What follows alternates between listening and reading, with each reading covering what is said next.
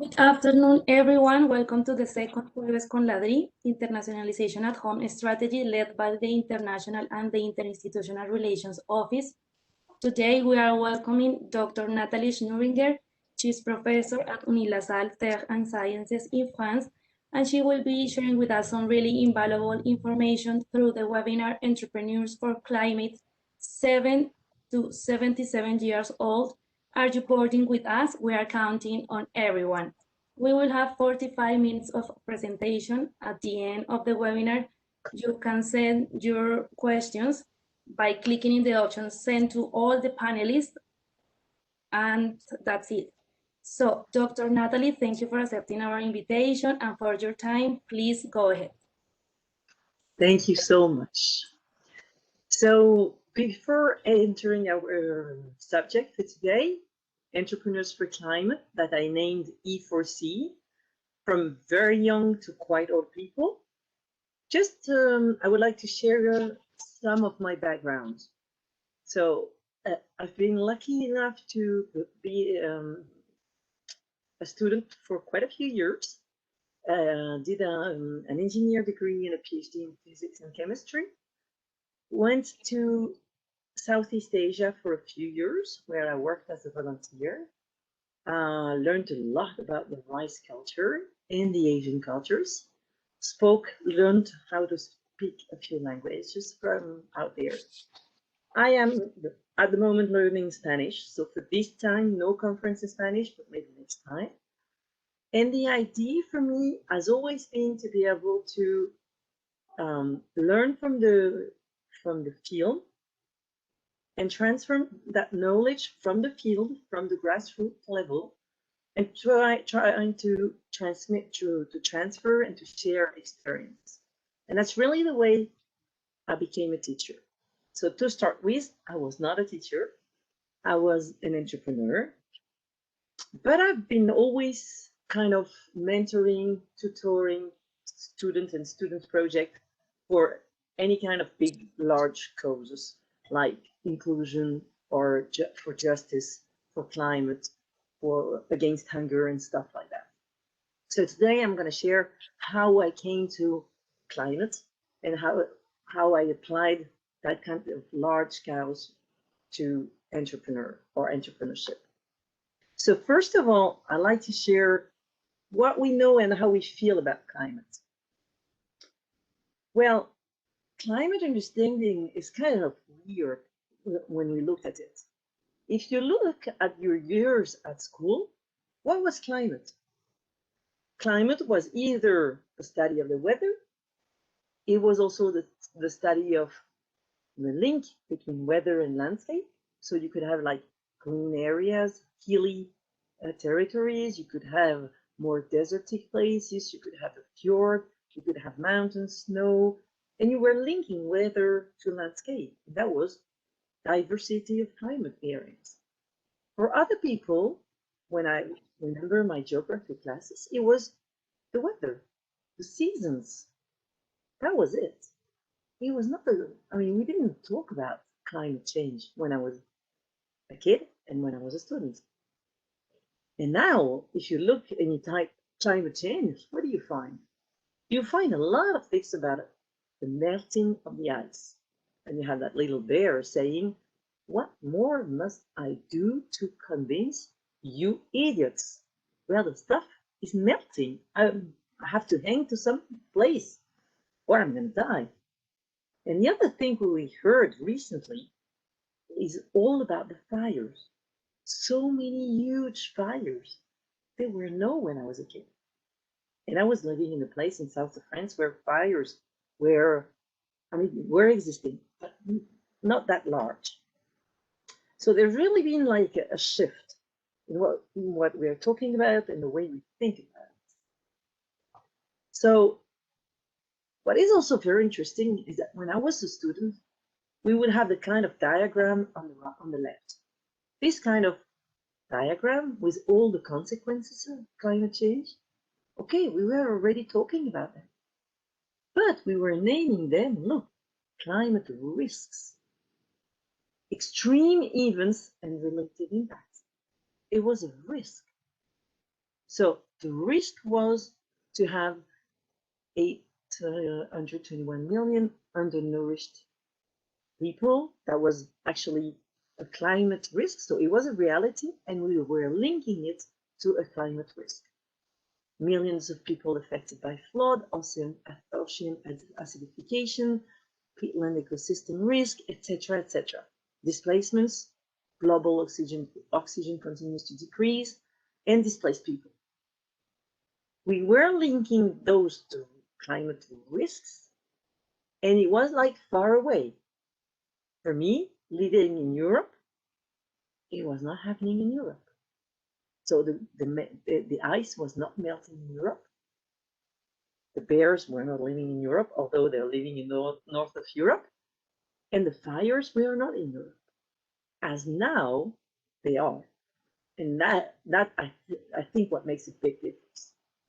And what about the upstream of all these consequences? Well, human activities. And this is not me saying it. This is the global, the experts on climate writing reports and saying it. It is definitely documented that the industry, the building sector, transportation, deforestation, and agriculture that are human activities are impacting the climate. How much each of them? By which scientific system or mechanism? That's another story. And that's a hard thing to understand, although some guys created a game that I'm going to show you. They created a game with cards to help us dive into the climate explanation or the climate change understanding. But first thing that all these experts are saying, that our activities are impacting the climate. So now what can we do with all that? So this is, I don't know if you've seen this icon, this logo. It's called La Fresque du Climat in French, the collage, climate collage in English. It does exist in Spanish. I do have the games and the cards also in Spanish, so I'm learning, I tell you. And I would like just to show you a little bit of that, how it works. So they did a huge work to help us to dive into that, to share the situation, to share the fact, because that's where the key issue is on climate. Before you want to become an entrepreneur, you got to understand what we're talking about. So I'm just going to show you how it works here. So I'm sorry for this part is in French, but I'm going to say it in English. So we said human activities, and we have the five, the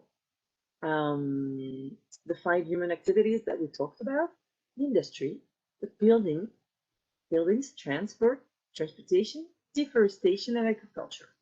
And the thing is that when you start with all these little cards, you have your card human activities, there is a text behind, and you have to figure out the links, the cause-effect links, and you learn about it.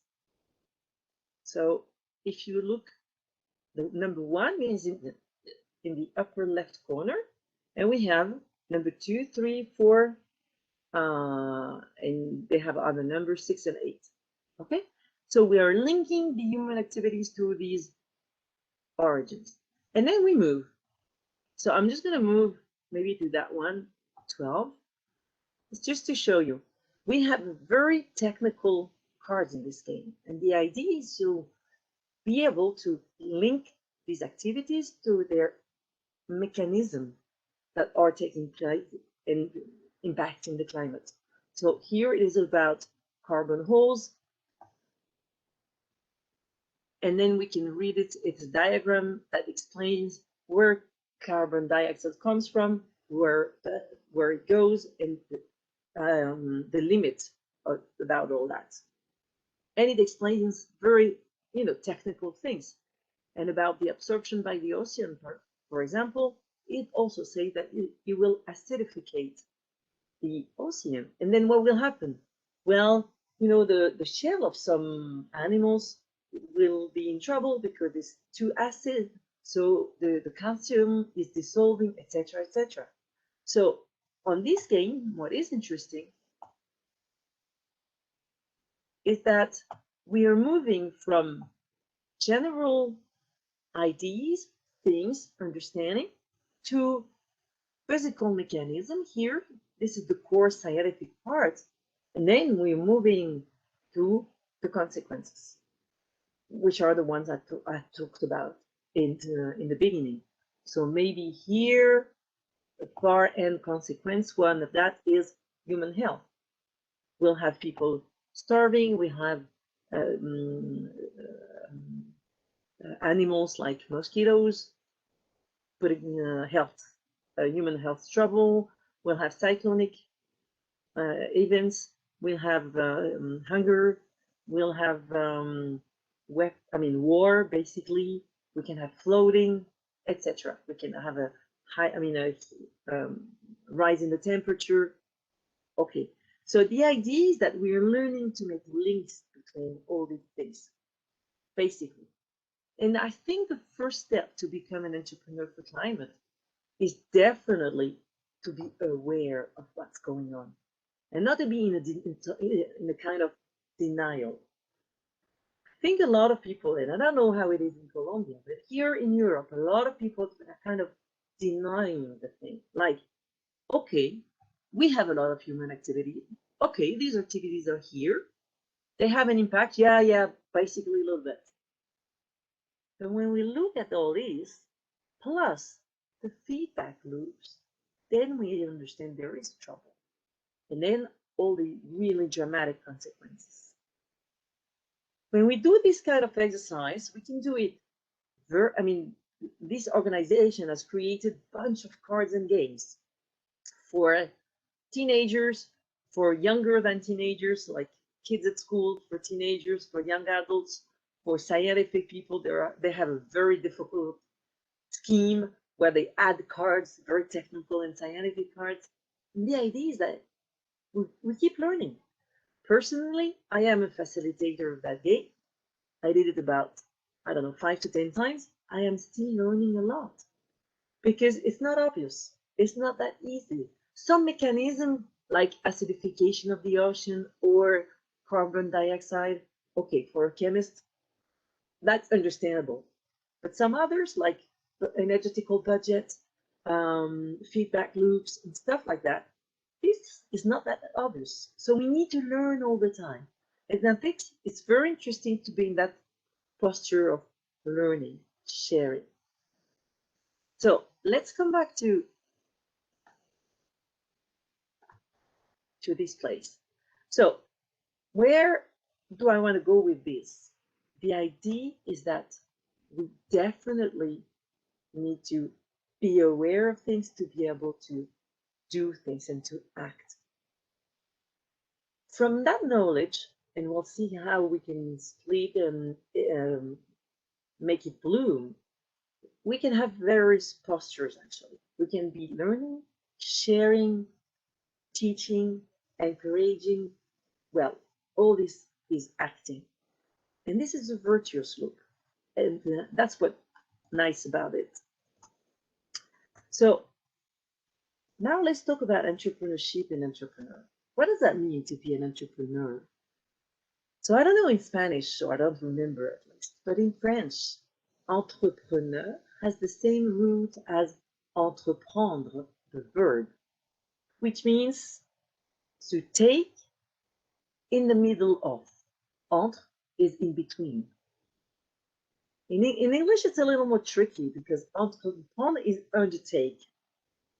To take under, I'm not so sure. But in French, it really works well. And the idea is to take the opportunity or to start to initiate something in between. And that makes sense. And so to become an entrepreneurship or to be involved in entrepreneurship or become an entrepreneur, to me, the first step is to be willing to start to initiate something. And maybe to learn, but also to feel. And that's what I want to share here, is that when we do the climate collage or any other exercise, the idea is that we raise our awareness or on how it is in reality. You can see on these two pictures that we're doing it with little kids, and they're just great. They have no limits, and they kind of ask really precise questions on even on the technical aspect, because they're eager to learn and they have no barrier for that. They're not like, oh, if I know what can I do? They don't have that kind of fear. It's like, yeah, let's learn, let's share, let's imagine the future. They have no limit. And then we also do it in schools or in high schools or in universities. That's for me to learn. So we learn things about climate. We learn how to understand it, how to be able to share it, but we also need to feel to be an entrepreneur for climate. What we need to feel is that nature, planet is one for everybody, no other. The Dalai Lama said it. Some nice African authors said it. We have only one planet. The nature is a common and shared nature, as we are a common and shared humanity. So, same nature, same curiosity, same sharing. And I think that to become an entrepreneur for climate, we have to go through that step. Learning, understanding, feeling the things. That's kind of fundamental for me. And from what I'm seeing through all my students that I'm kind of coaching or mentoring towards that posture of entrepreneur for climate. And then once I kind of started to do the inner change, like I am learning to better understand, to better feel how it is, then I can start to lean towards change with humility. Why? Well, because the first change I have to make is mine. I am the first one to have to change. How can I become an entrepreneur for climate if I don't change the way I live? So, depending on where you live, on what you have to do to be better for climate, it could be that you decide to take no more holiday in a fancy hotel, but only in a in a camping place. Or you decide to ride your bicycle to go to work. Or you become a local organic or vegan food eater. Or you use only reusable utensils when you do a party. Or you raise awareness, which means you teach and share your knowledge. This is the first level. Or you don't buy any more new clothing because you know it is not necessary. So anything you can do, we call it kind of starter kit, is like climate change start with ourselves, not for the others. Maybe that's one of the mistakes that Europe has done for years. It's like, oh, climate change, we see that in other countries or even other continents. So it's not our business. Well, that was a mistake for sure. And we're learning now that it starts for us, with us. And the other thing is to be really humble on that. Why? Well, I like this sentence of Albert Einstein, who said, what I see in nature is a magnificent structure that we can comprehend but only very imperfectly. And that must fill a thinking person with a feeling of humility. Very important. It will always change faster than we understand it. There will be always some non-planned events, non-planned change. So we'd better just cope with it. We have to learn to be an entrepreneur with resilience, humility, and accepting all the changes. That's what it means to work for climate. And then I'd like you to move towards, so that was like the mindset, the feeling, how we need to be ready for that. Now we can move to a little more technical things. The first one is the notion of competition. For me, that's very, very important. It means that we are cooperating instead of being in competition because we hope to have a better benefit. It's not only philanthropy.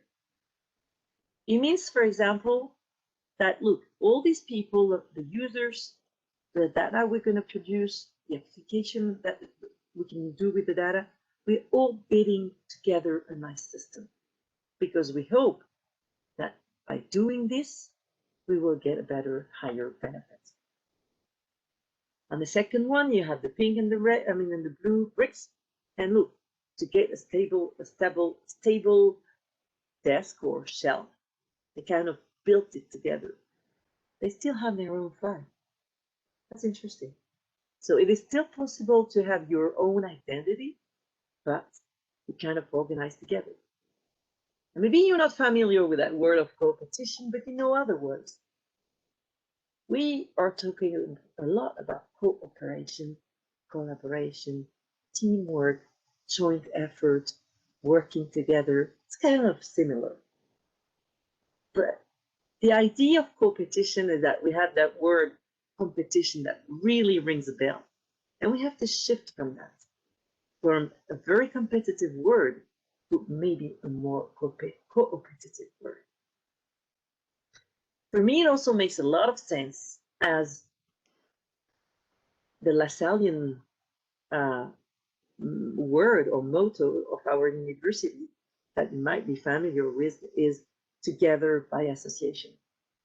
So that's also very important, I think, for Lasallian universities to be able to kind of phrase it in the kind of modern word.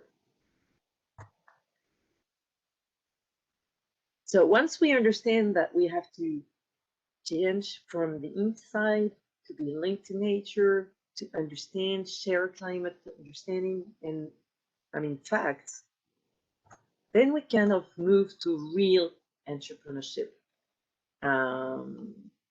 tools and creating businesses.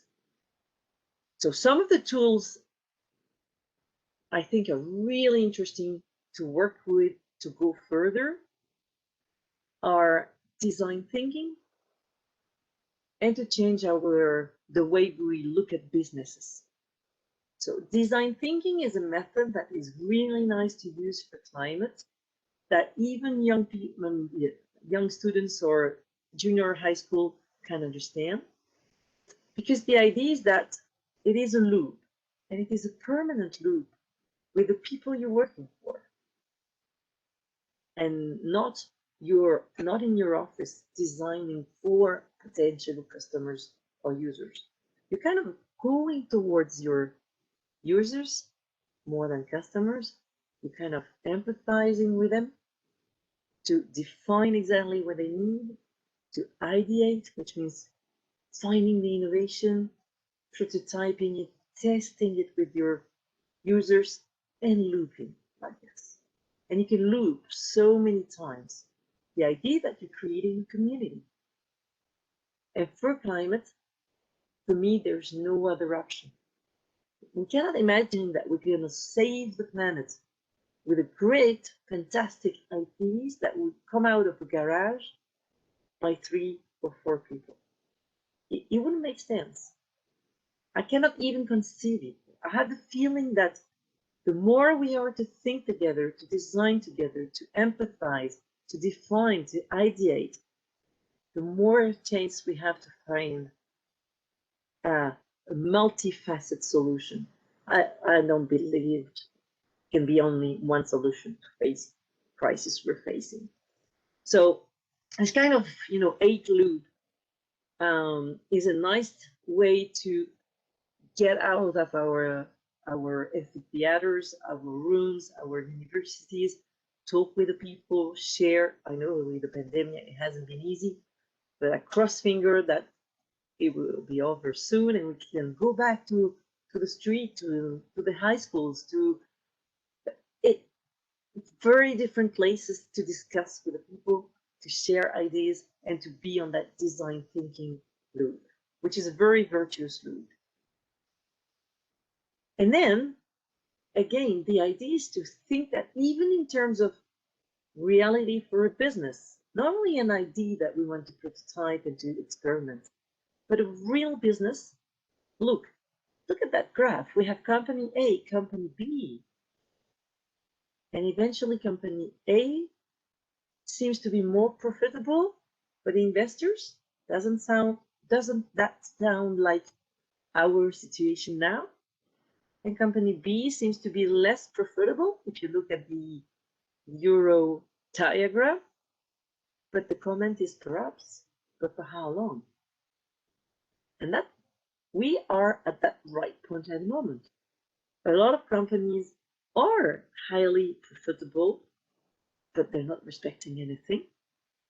If we were to create the same companies respecting the environment, non-polluting, providing jobs instead of killing or hiring people, we would be less profitable now. But maybe in the long run, it would be more profitable. And we have a lot of examples where it works, and we can really make a shift. But then if we want to make a shift, that's when we think, when we create companies, try to have indicators to show that it could be profitable, but maybe not as much as I expected, or not as much as the classic companies. Well, if we want to move forward, the next step, at least for when we teach this kind of entrepreneurship, is to shift our tools as well. And that's the last thing I would like to share with you, is that we can shift the tools. We have a group here in Europe that has created another business model canvas. Maybe you're familiar if you've heard of it, kind of classical business canvas where you got, on one side, all the cost, on the other side, all the money coming in the company, and you have the revenue scheme. And you have your client, the way you provide the service, etc. And in the middle, you have the value. So it's a very nice format that I've seen all over the world. From the United States to Thailand, they use it. And at some point, if you have only kind of a financial business model canvas, what is the result? What do you think the result is? No doubt, the result is only financial. If we want to take into account the societies, cultures, the people, the emergency to work for climate, we need to change the tools, we need to change the schemes, we need to change the models, the canvas. And I think that's really where we are at the moment. We're really working hard to change the canvas. So I'm just sharing 2 tools I use when I work for climate. I used this business model canvas. I can share, I will send you all the link of these tools after. And it's another way to look at the thing. In the middle, I still have the value proposition here. I have my client and context here. Then I have the valorization, which means what kind of values I give to the society when I create my business. How do I distribute my service or product here which is kind of classic? What are my energy resources? Am I using fossil fuel? Am I using hydrogen, electricity, whatever, nuclear, solar, whatever? What are the technological resources I need? What are the natural resources I'm taking from eventually for free, eventually for zero? Don't forget to name them. What are my key activities, my partnerships, my function? But what is very, very interesting is those 2 lines here on the top. We have positive impact, negative impact. Here we have revenues and cost. And this is a completely different way to look at things, because you can have nice revenues, but if your impact on all the columns, on the 4 columns, are dramatically negative, should we let you create your business? So this is the kind of questions we never had before, and we're really starting to have them now. So that's one tool I use when I teach entrepreneurship to be more sustainable, is to again, it is to raise awareness among the students, or if we do hackathons, if we do creative weekends, if we do summer camps with kids, with students, with grown-up, with adults, with whatever, whoever comes, we want to raise awareness on the impact. Very important. And then the other tool I use a lot is this website, and I really invite all of you to remember that. Ask Nature. If we want to learn a lot about how nature has been able to face mindfully climate change, let's ask nature. How does nature protect from pathogens? That's a nice question for the moment. How does nature encourage resilience? How does nature sustain community? Don't be mistaken. I'm not saying that nature is the best for everything, but at least it has developed sustainable or sustained solutions. So we should just have a look at them and see if we can do something out of them. Again, if you remember that little bird here, that blue bird, this is what inspired the Shinkansen in Japan. That big kind of nose of the bird, that's the nose of the Shinkansen, that kind of high-speed train in Japan. So you would find plenty of ideas and recognize plenty of services and devices and materials that have been created by looking at nature. So I think it's another tool that we are not used to use a lot. And we are starting to use it a lot when we work with climate, because it is a question of resilience, a question of protection, a question of community, and a question of resistance to be able to face mindfully, responsibly the climate changes. So these are some of the tools we're using, and that's the really last step. Is once we start to move from the inside to kind of act by raising awareness, changing our own behavior, then changing the way we look at things, we start to think with the people, not for them, not instead of them, but with and together. Then we have to change the tools to be more sustainable.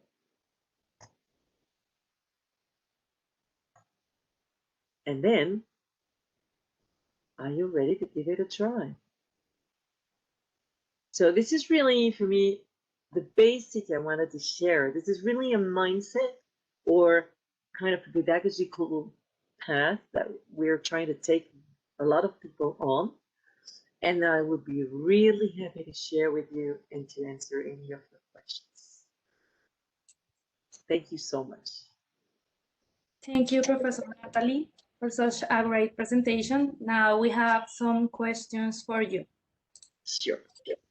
And the first one is, how can company goals and investment actions suggested by climate science? So I didn't hear, there was some bad connection. Maybe. Okay, so sorry, I'm gonna read again. How can company goals and investments match the level of action suggested by climate science? Well, I will be tempted to say that anybody can actually become, a student, which means I would be tempted to say, because we are also working with companies, so from the inside, and we call it entrepreneurship, which means from the inside, we have people who want to change, to change the line, to change the way the company is doing things. And I think that, again, for me, the key point is sharing the facts, then sharing the emotion about the facts. And once we've learned and felt together, then we can start to create new things. So I really feel that to go back to the science, but at the level where the people are. And for me, there's no difference between a group of students at the university a high school, junior students, or a company. All the employees are students for climates. And then we can all share the vision and make a move together if we want to. It's a question of awareness, confidence, and sharing the exact level of information that people can understand. Okay, thank you. The next question is, what environmental problems do you think are the most important to tackle, keeping in mind there are so many? That's a tough one. That's a tough one. I think it also really depends where we live. For example, I live in the Alps. I live in a small village in the mountains. I am seeing, almost from my village, I am seeing pieces of mountains collapsing. I would be tempted to tell you, look, that's my emergency. It's becoming dangerous for the people who work there. I mean, the guides taking clients in the mountains, people living from the mountains, this is very dangerous. Plus, I have seen glacier. I mean, the big ice we got on the top of the mountains, I've seen it disappearing. So that would be kind of my emergency. But then, we have the permafrost defreezing in north of Europe. We have buildings falling in the water. We have the trees climbing up the mountains. We have birds disappearing. We have, as the question said, there are so many. So then I would be tempted to tell you, reconnect to the nature close to where you live, where you are, and engage to the level you think you can do it. I think there's no small step, there's no small action. Everything needs to be done now. So for me, the little we can do is already good. I mean, is already great. But again, I understand it's very hard. And for me, if everybody makes a move, then I feel that this question of choice is a little less important because we will all make a move. For me, this is the key issue. We all have to be able to move. And then choice is not a question anymore. We will be able to do everything. Thank you, Professor Natalie. A good question for a great answer. And the next one is, a startup is no easy task. What are some tips that you can give us to have success? I would think that the first tips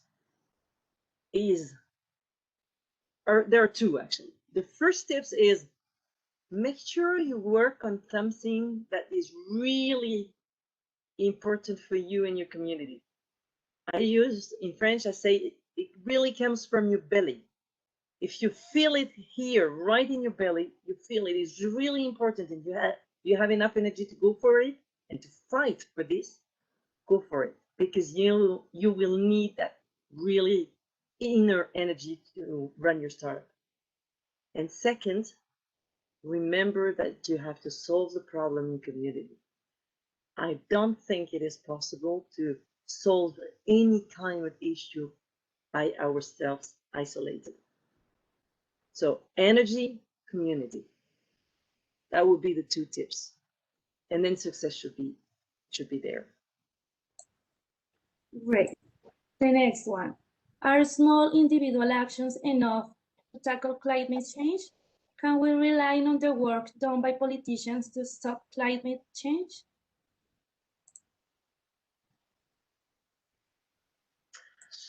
That's tricky. That's tricky. The key word that really bothers me is to rely on only. This is where the trick of that question is. Can we really rely on only one category of people? Would that be smart? Would that be skillful? Would that be, reasonable? I don't think so. I think we definitely, again, need to cooperate, to enter a new era of competitivity, which means learning how to work together. And this is where the trick is. Politicians want to do everything by themselves. Citizens want to fight by themselves. Students want, teenagers want to be and do everything by themselves. I think we're really lacking a culture of cooperation for any good reason, any bad reason. This is not a question, but it's just like observing that we lack that capacity to cooperate.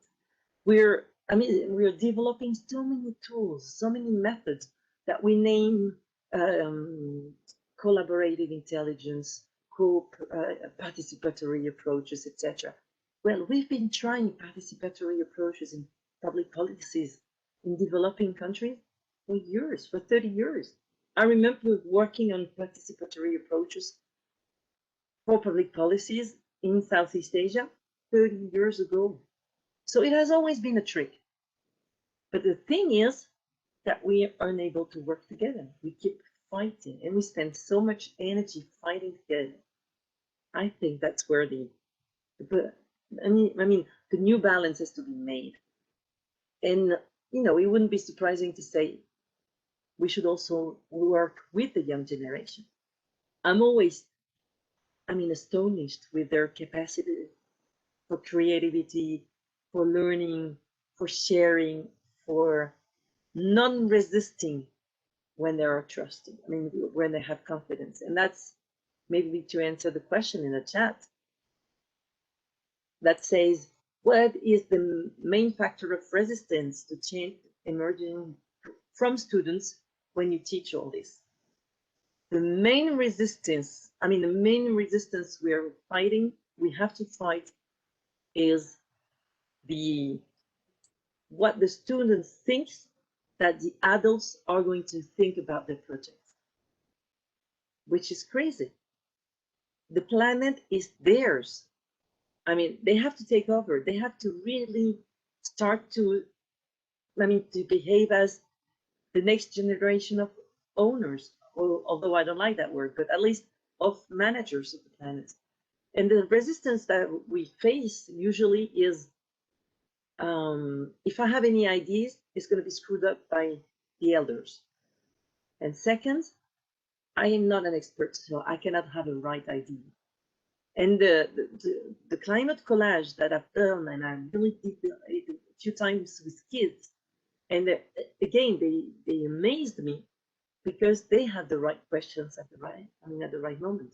They're eager to learn, and they don't have any fear. And that's what we have to fight. Fear to be not enough, fear to be inefficient, fear to make a mistake. We don't care. We need to experiment. It is time to stop sitting and waiting. So for sure, we can make a mistake, but we need to experiment. Okay, the next one. How much should developing countries contribute to climate change, considering that they still need to catch up with developed countries? The US and China are two of the biggest polluters and not doing enough. Of course. Again, we have two ways to look at that question. Definitely the last part of the question, which is an assumption. Definitely they're not doing enough. But, from my country, I'm not going to say anything. We had here in France a large citizen movement that persecuted our government for not doing enough for the climate. Will that change things? Cross finger. But what I know for sure is that, again, this is a typical situation where we're not cooperating enough. Everybody is hiding behind each other or hiding behind political discussions and talks and things like that. We need to be very operational. We need to do things. I honestly think that if we take everybody to field trips, we take all these big guys staying in offices, in the field, sharing, living, feeling with each other, it's going to change the world. We have a nice experiment in France named the Transition Campus, where people live experience together. You have professors, students, any kind of different people, like hundreds of people who are going in there for seminars, weekends, and stuff like that. They share, they live, they feel, they experiment together. And they also think, brainstorm, create, etc. The result is that all these people are engaged on a long-term kind of activist behavior to change the world. So yeah, we can always think that the others is not going the right way, that this government is not doing enough, but again, I mean, I don't feel very proud of my own government. I don't feel very proud of a lot of things I did. But the thing is, okay, we have a unique chance to move together without complaining or looking, or looking for the guilt people. We don't have time for that. So we should just go and move together again. Together is really the key. Be more inclusive. Thank you. Next question. In your experience, what did you consider to be the largest challenges when beginning an entrepreneurship project?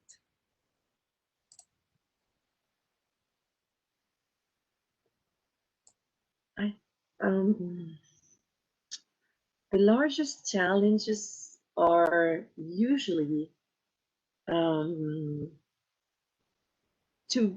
be in the right, to be in the right mood, to be to find the right energy for it. As a lot of students, when they start this kind of, I did it 3 times already myself. The thing is that the society is putting pressure on us. It's like, again, we shouldn't make any mistake. This is not a good way to make mistakes. We should be right from the first time. We should be successful, and we should have an exponential growth. And this is just a dream, and it's not how reality works. So I would say that the largest challenge is just to be completely aligned with what we really want, and to be to have the right community or surroundings to be able to create and to find the support we need. But definitely the pressure that everybody puts in you can be really, really a disaster. But once you can alleviate that pressure because you're in a nice incubator, you have a nice support, I think then it is easier to run for success. But it's going to be long and hard anyway. Okay, thank you. The next one, we have many questions, Professor Natalie. When you spoke about cooperation versus competition, it is possible to have international cooperation money from developed countries like France. Have you seen some projects more financed than others? Well, if I understand the question,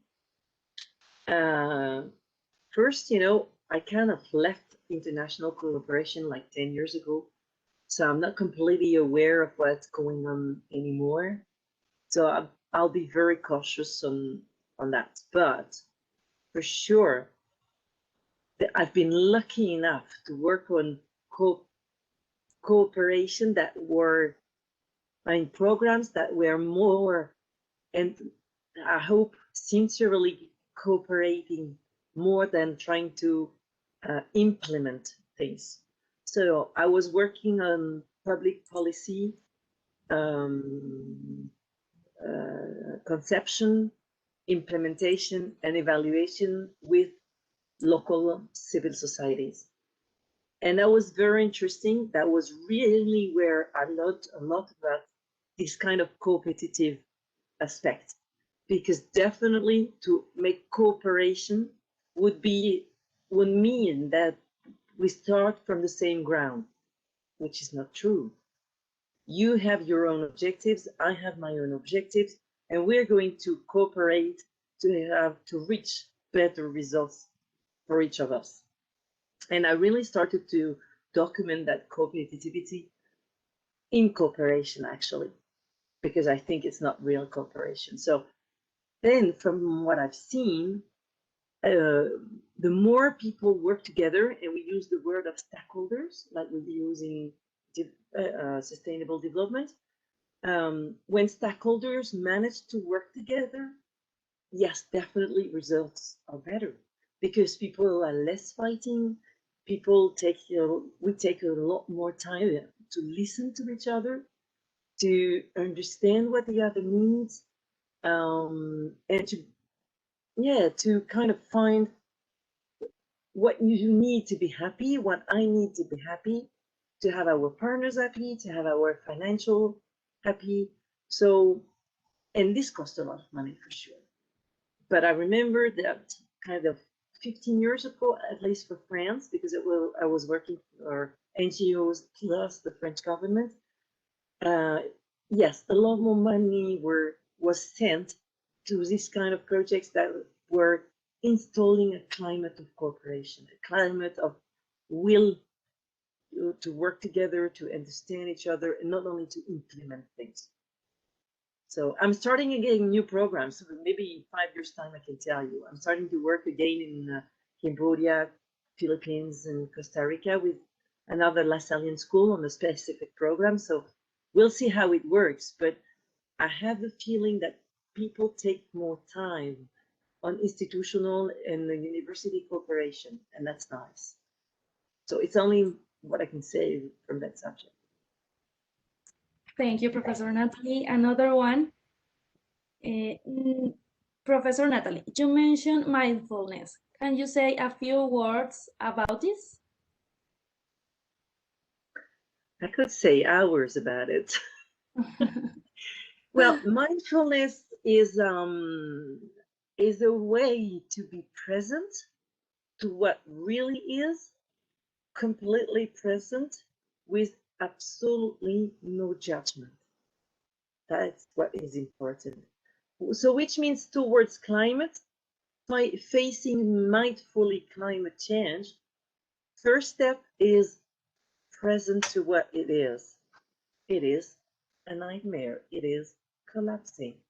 Then realizing the emotion that arise.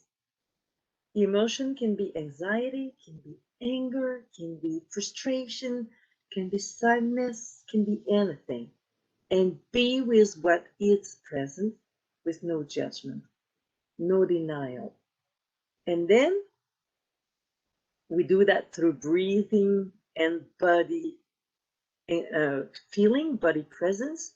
And then the idea is that from that step, reconnection to nature mindfully, and then reconnection to shared humanity, and then acting for climate. The nice thing about it is that you kind of dive inside your emotion, and the anger is a nice one to make moves, to give you the energy to move. But when we do that move, we do it from a kind of a compassion perspective instead of a fighting perspective, which is a slightly different perspective that gives you more energy on the long term. That's another way to behave and to face reality without being completely lost. So that's a complement posture that allows to be more resilient. Thanks again. And another tricky question. How can young people experience climate change if they are growing up already in a changed climate?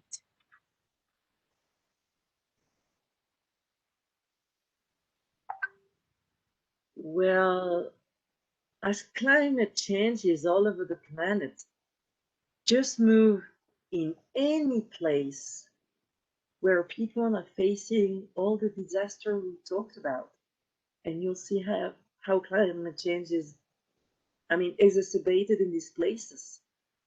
I remember when I went to, first time I went to Cambodia to work as a volunteer, when I discovered that the people were not only poor in the village were destroyed not only by war or by nature, but also by drought or flooding or all these kind of events. I was like, gosh, I mean, I don't have any drought in my country. I don't have any flooding, although it's starting at the moment. And these kind of extreme disasters are the situation where we may feel overwhelmed, by the way, but that's where we realize that, wow, in some places in the world, it is a nightmare already. And it's been a nightmare for years. And we're lucky enough, maybe where we live, not to have these kind of dramatic events, but they're coming. When I realized that in Norway, the permafrost was defreezing and then buildings were collapsing in the North Sea, I was like, oh, come on, this is very close this time. It's not in Asia, it's not in California that we have the fires. And then in south of France, I mean, we've always had fires, but not as big as now. So we're kind of seeing that it is increasing. So for the young generation, of course, I mean, you've grown up with all that, but I invite you to either to go in the places where the disasters are huge, or just to look at maps. That's a very nice exercise. Take the map of the Alps, the French Alps. You go on internet, you can find everything. And you find a map of the Alps 50 years ago, 30 years ago, 10 years ago, and now. And you come back to me, send me an email, and tell me how many glaciers have disappeared. And then you'll see the climate change. Okay, I've been lucky enough to see it because I'm a little over 50 years old, and I've been lucky enough to walk in the Alps thanks to my dad from the age of 5 to now. So I've seen glaciers disappearing. I've seen lakes disappearing. I've seen lakes being created by other glaciers collapsing. I've seen it for good. But honestly, if you take the maps, you're going to see it. We should all, I mean, the thing is that I think if we cooperate again, young, old, and elder people, we can share that knowledge and we can share how it feels to see nature being kind of dissolved. And then we can work from that. That would be the best. Okay, Professor Natalie, that's all for now. Those are the questions. Thank you for your time, for such a great lecture, and for raise awareness on this topic. Thank you so much. Please let us know where we can find you in Facebook or Twitter in order to follow you. On LinkedIn, you can find me. Okay, great. So, I can send it to you, and really, you can share it very willingly, no problem to share all that. And nicely for Ask Nature, one of my colleagues online, Davide Rizzo, an Italian colleague, and he just wrote in the chat Ask Nature link very nicely. And please just try to use all these tools. I will also send the link for the Circulab, which is another tool to start entrepreneurship in a different way. And for any of young students or professors willing to share, please do not hesitate. More than happy to share what we are experimenting. Thank you, Natalie, again. I've had sent the link Ask Nature in the chat. And if you send me your details, we will be posting this on Facebook. Thank you again. Thanks to the audience, and bye-bye. Bye-bye to everybody. Thank you.